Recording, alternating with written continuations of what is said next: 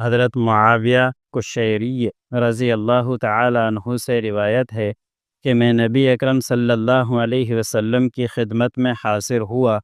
اور عرض کیا کہ ہم پر عورتوں کے کیا حقوق ہیں۔ آپ صلی اللہ علیہ وسلم نے ارشاد فرمایا، جو تم خود کھاؤ وہی ان کو بھی کھلاؤ،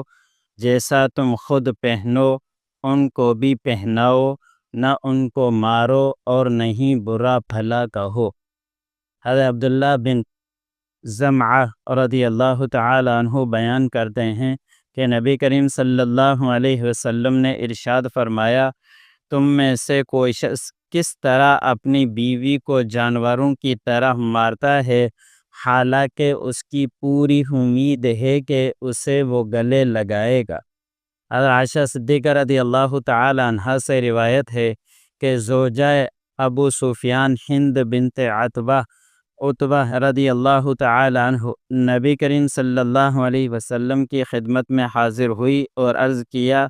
اے اللہ تعالیٰ کے رسول،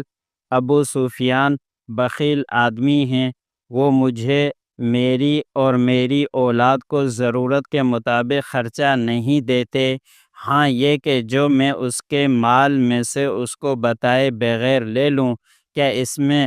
مجھ پر کوئی گناہ ہے؟ تو آپ صلی اللہ علیہ وسلم نے ارشاد فرمایا، اس کے مال میں اپنے لیے اور اپنی اولاد کے لیے ضرورت اور دستور کے مطابق لے لیا کرو، اس میں کوئی حرج نہیں۔ اللہ عمل کرنے کو